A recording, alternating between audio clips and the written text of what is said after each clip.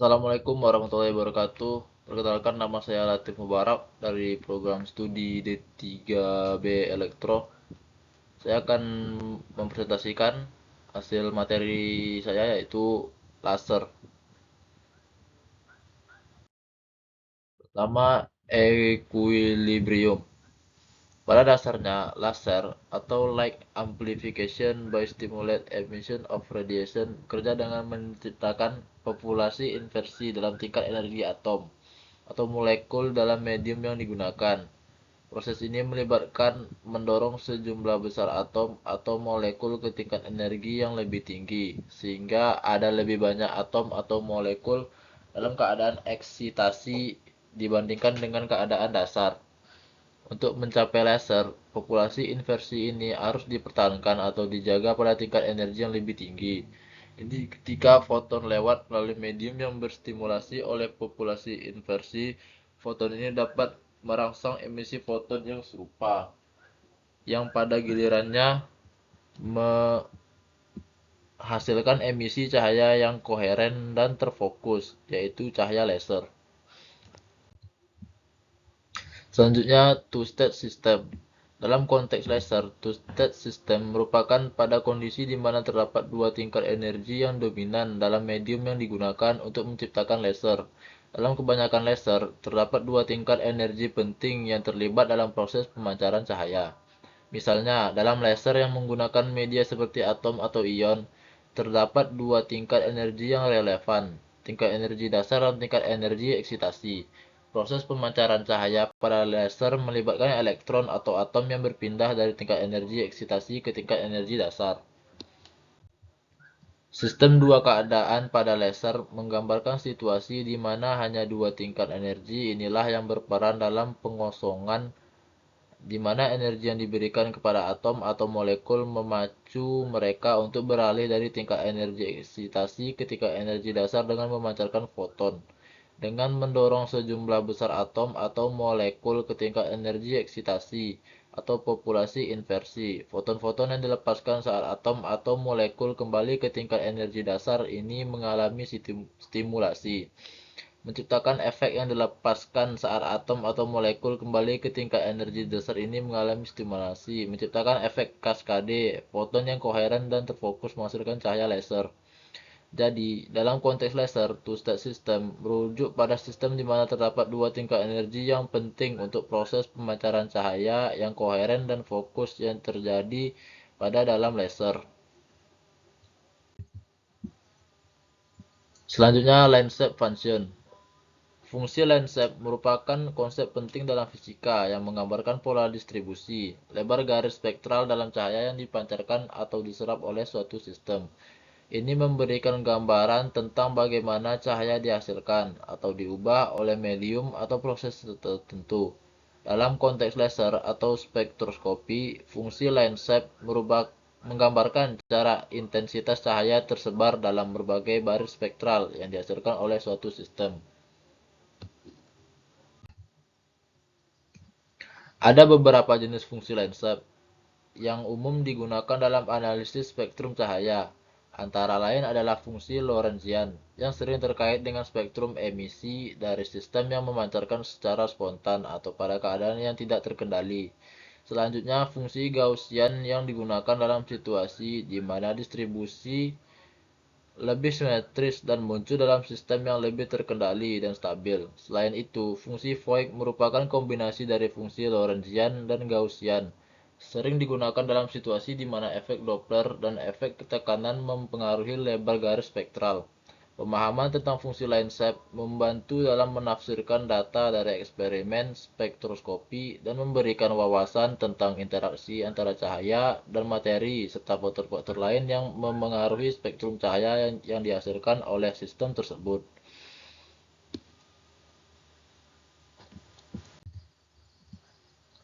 Absorption and amplification. Absorpsi dan amplifikasi adalah dua proses yang saling berhubungan dalam konteks cahaya dan fotonik, dan keduanya berperan penting dalam teknologi laser. Absorpsi cahaya terjadi ketika foton atau partikel cahaya diserap oleh suatu medium atau material. Pada tingkat atom atau molekul, foton dapat menyerap energi dan mendorong elektron ke tingkat energi yang lebih tinggi. Ketika materi menyerap foton, energi dari foton ini diterima oleh materi untuk mengangkat keadaan dari yang rendah, ground state, ke keadaan yang lebih tinggi. Proses ini menjadi dasar dari banyak teknologi, termasuk di dalamnya sensor optik, fotokimia, dan fotobiologi. Di sisi lain, amplifikasi cahaya adalah proses di mana cahaya diperkuat atau ditingkatkan. Pada dasarnya, proses amplifikasi terkait erat dengan konsep dasar dari laser. Dalam laser terdapat medium yang distimulasi untuk menciptakan kondisi yang disebut populasi inversi. Populasi inversi ini memungkinkan foton-foton yang melewati medium tersebut untuk merangsang emisi fotonnya yang serupa. Foton-foton ini memiliki fasa dan arah yang sama dan bergabung untuk menciptakan cahaya laser yang koheren dan terfokus. Jadi, sementara absorpsi mengacu pada penyerapan foton oleh materi untuk meningkatkan energi, amplifikasi melibatkan proses penggandaan atau peningkatan cahaya dalam suatu sistem, seperti yang terjadi dalam proses laser. Kedua proses ini sangat penting dalam memahami bagaimana cahaya berinteraksi dengan materi dan dalam pengembangan teknologi optik yang beragam. Resonator and condition of oscillation. Resonator dalam konteks laser adalah ruang di dalam sistem laser di mana cahaya melintasi medium pemancar secara bolak-balik, menciptakan kondisi untuk pembentukan gelombang yang diperkuat dan terfokus. Resonator ini biasanya terdiri dari dua cermin, yaitu cermin reflektif yang memantulkan cahaya bolak-balik di dalam medium laser. Cermin ini memungkinkan cahaya untuk menciptakan gelombang yang saling memperkuat saat bolak-balik melintasi medium yang distimulasi. Kondisi untuk terjadinya osilasi dalam laser, atau yang sering disebut kondisi osilasi terkait dengan tercapainya populasi inversi yang dijaga secara berkelanjutan di dalam medium laser. Populasi inversi ini menciptakan kondisi di mana foton yang melewati medium merangsang emisi foton yang serupa, menghasilkan efek saling memperkuat dan pembentukan gelombang cahaya koheren dalam resonator. Kondisi osilasi terjadi ketika cahaya yang diperkuat di dalam resonator melebihi kerugian yang ada, seperti kerugian karena penyerapan, dispersi, atau penyerapan di cermin. Jadi resonator dan kondisi osilasi saling terkait dalam operasi laser. Resonator menciptakan jalur bagi cahaya untuk saling memperkuat dan berkumpul. Sementara kondisi osilasi terjadi ketika populasi inversi dijaga dalam resonator sehingga cahaya yang diperkuat melebihi kerugian yang ada, memungkinkan gelombang cahaya laser yang koheren terbentuk. Ini adalah inti dari bagaimana laser bekerja dan menghasilkan cahaya yang terfokus dan kuat. Some practical laser system. Laser telah menjadi salah satu teknologi paling serbaguna yang diterapkan dalam berbagai bidang.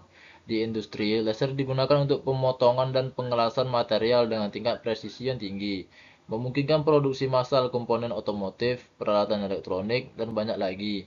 Bidang medis juga sangat mengandalkan laser, mulai dari penghilangan tato hingga prosedur bedah presisi yang memerlukan akurasi tinggi. Di sektor teknologi, informasi dan komunikasi, laser menjadi inti dari sistem komunikasi optik yang mempercepat transmisi data melalui serat optik, mendukung jaringan telekomunikasi global dan infrastruktur internet. Selain itu, teknologi LiDAR menggunakan laser untuk pemetaan permukaan bumi dan navigasi, menjadi kunci dalam pemetaan lingkungan, navigasi pesawat terbang, dan penginderaan jarak jauh. Laser juga digunakan dalam pemindaian 3D untuk pencitraan presisi dalam industri manufaktur, membantu dalam penandaan dan pelabelan material untuk identifikasi dan merek dagang, serta memberikan kontribusi dalam banyak aplikasi pemrosesan gambar. Semua ini mencerminkan keanekaragaman dan signifikasi laser dalam berbagai aspek kehidupan sehari-hari kita, menunjukkan pengaruhnya yang luas dan mendalam dalam berbagai industri dan bidang teknologi. Selanjutnya, ada semikonduktor laser. Semikonduktor laser adalah jenis khusus dari laser yang menggunakan bahan semikonduktor sebagai medium aktifnya. Mereka memiliki berbagai aplikasi yang penting dalam teknologi modern. Salah satu aplikasi utama semikonduktor laser adalah dalam teknologi optik dan komunikasi.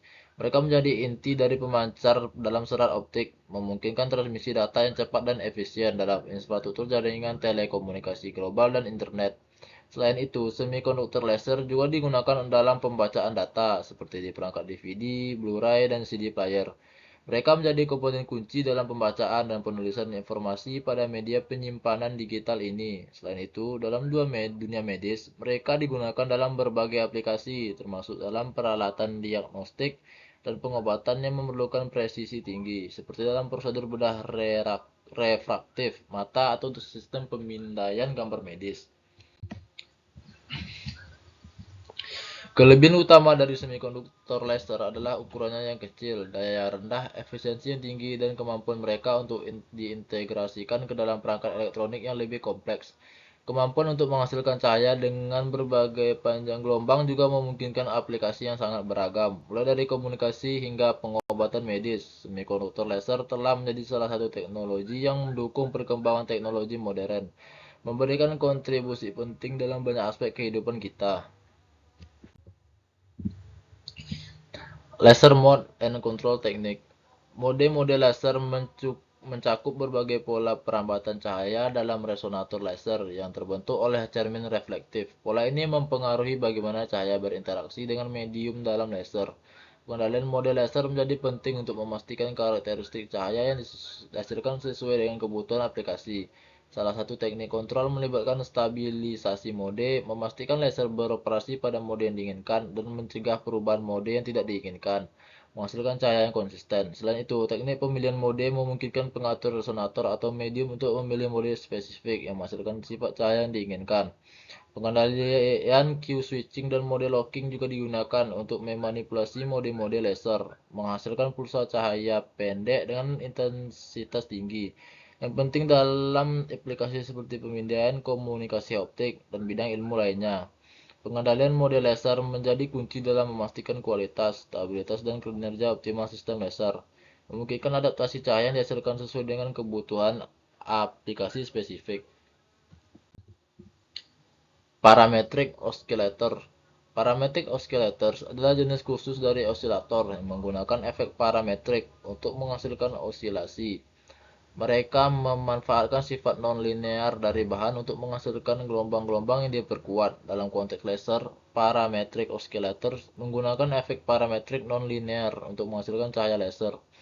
Di dalam parametric oscillators terdapat proses di mana energi dari satu frekuensi dikonversi menjadi dua frekuensi yang lain. Dalam osilator parametrik optik, misalnya gelombang cahaya masukan dibagi menjadi dua gelombang yang keluar dengan frekuensi yang berbeda dan memiliki energi yang lebih tinggi, disebut gelombang signal dan gelombang Idler.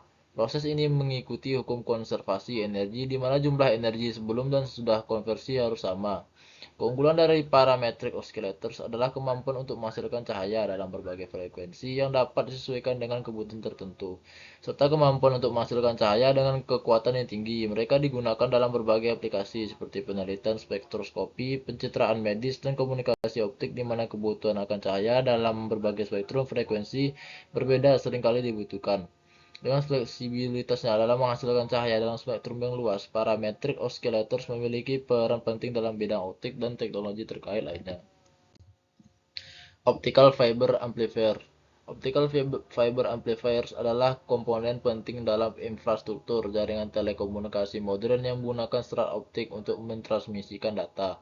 Mereka berfungsi untuk memperkuat sinyal optik yang melemah saat bergerak melalui serat optik, memungkinkan data untuk ditransmisikan jarak yang lebih jauh tanpa kehilangan kualitas sinyal.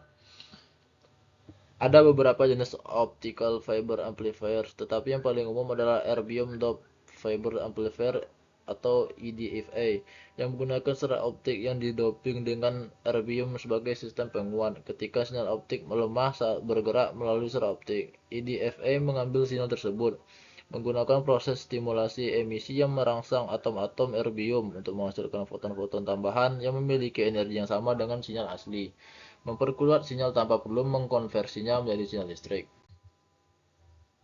Keunggulan utama dari optical fiber amplifier, khususnya EDFA, adalah kemampuan mereka untuk memperkuat sinyal optik dalam spektrum yang luas, dari inframerah ke dekat hingga inframerah jauh, yang sesuai dengan kebutuhan transmisi data optik. Mereka juga memiliki kecepatan tinggi, memungkinkan transmisi data dalam jumlah besar dengan kecepatan yang sangat tinggi. Optical fiber amplifier digunakan secara luas dalam jaringan telekomunikasi modern, dari infrastruktur internet hingga jaringan telepon dan televisi kabel, memungkinkan transmisi data dengan kecepatan tinggi dan kualitas sinyal yang baik melalui jarak yang jauh. Ini menjadikan mereka komponen kunci dalam mendukung konektivitas yang handal dalam dunia digital saat ini. Masers.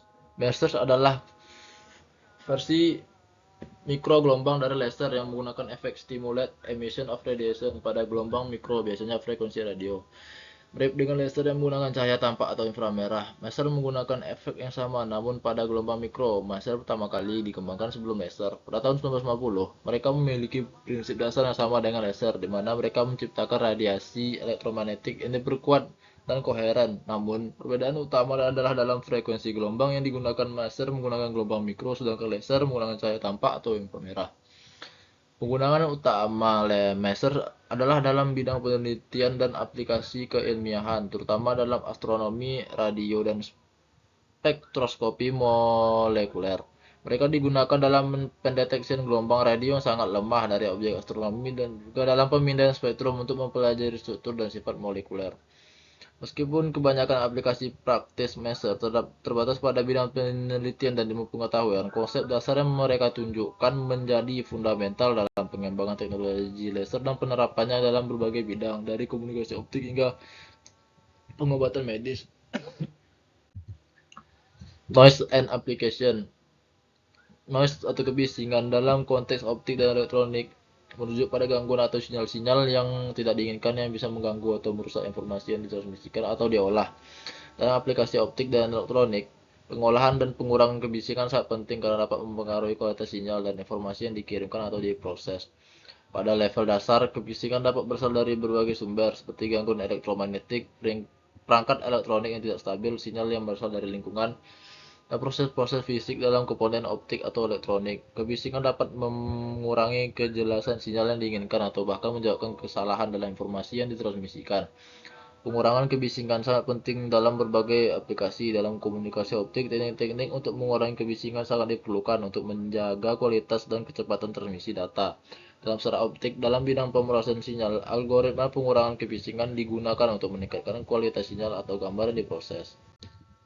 Dalam teknologi laser, kebisingan dapat mempengaruhi stabilitas dan presisi cahaya yang dihasilkan. Oleh karena itu, pengelolaan kebisingan menjadi kunci dalam memastikan performa optimal dari sistem laser, terutama dalam aplikasi medis atau penelitian ilmiah yang memerlukan presisi yang tinggi. Dalam keseluruhan, pengurangan dan manajemen kebisingan adalah aspek penting dalam aplikasi optik dan elektronik modern yang memungkinkan pengiriman dan pemrosesan informasi dengan kualitas yang sangat tinggi dan akurat. Upaya untuk mengurangi kebisingan terus menjadi fokus dalam pengembangan teknologi dan aplikasi